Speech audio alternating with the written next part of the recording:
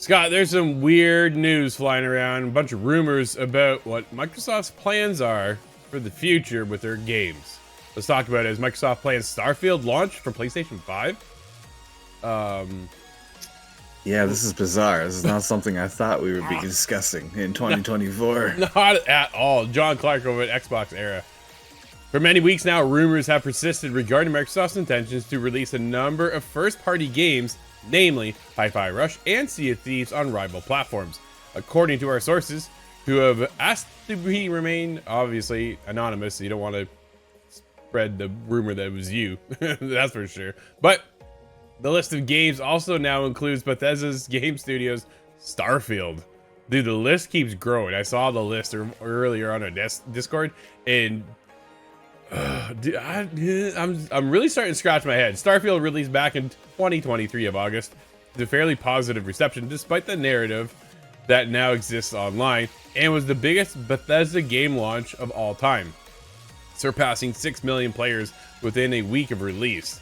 Now, it looks as though Microsoft is planning to bring Bethesda's newest RPG universe to an entirely new platform, PlayStation 5. According to sources, we understand that currently Microsoft are planning a launch for Starfield on PlayStation 5 post the release of the already announced, quote, Shattered Space, end quote, which is the expansion for Xbox and PC, which is on target to arrive at some point later this year. We've also been informed that Microsoft have made additional investment into PlayStation 5 dev kits to support ongoing development efforts, adding further fuel to the fire. As the already existing rumors have suggested, the idea of bringing first-party titles to competing console platforms marks a massive change in strategy for Microsoft, and from what I understand, it's not been without fierce internal debate on the new direction. Dude, wow, to say the least. Releasing Starfield on PlayStation 5 contradicts the original statement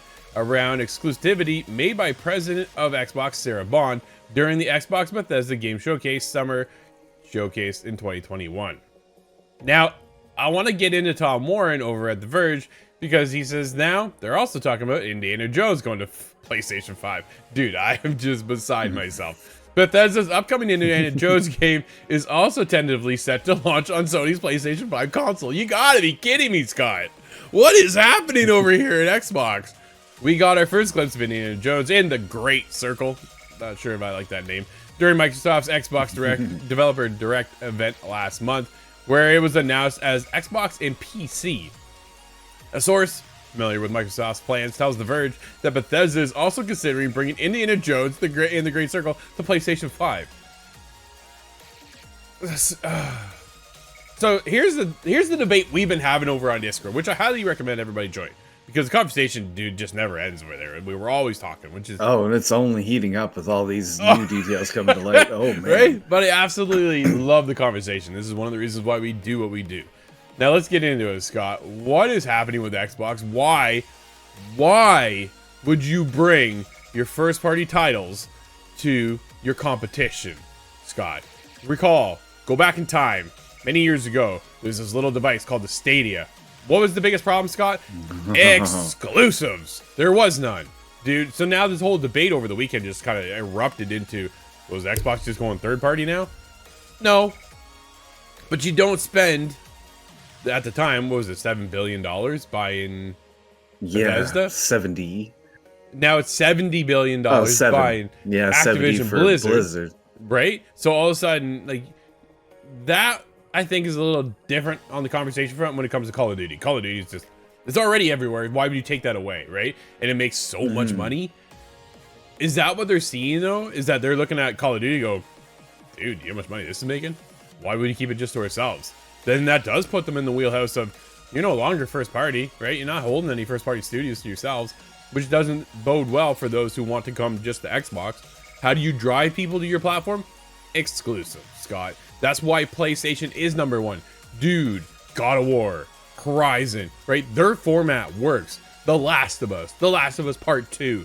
Like, it's just Spider-Man 2, Miles Morales. Dude, like, the list goes on.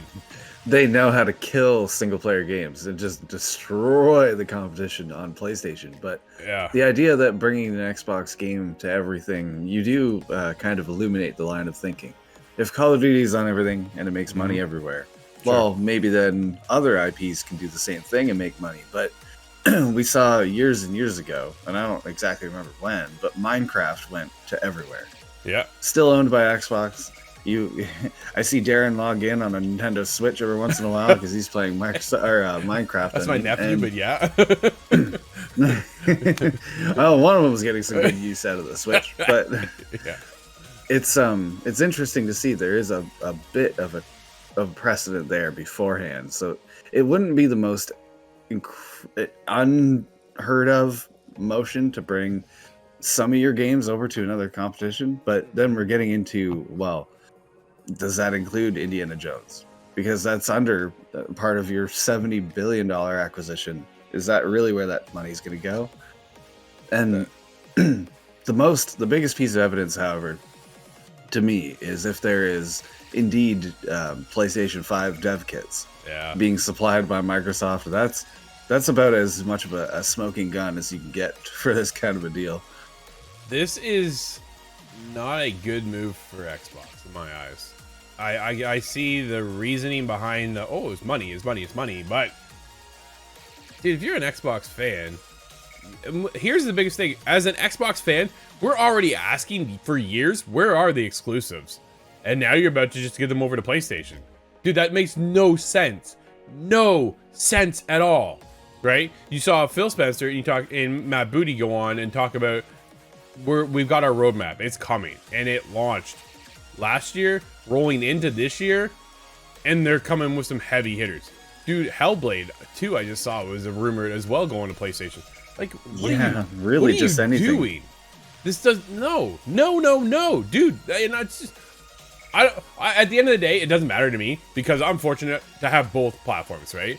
I have a PlayStation 5 and I have an Xbox Series X and I have a PC and I have a Switch and I can go on, dude. I have everything, right? Like, I'm very fortunate, very lucky to be able to cover the games and the content we cover here. But from a business standpoint, I may be looking at this as a completely different angle.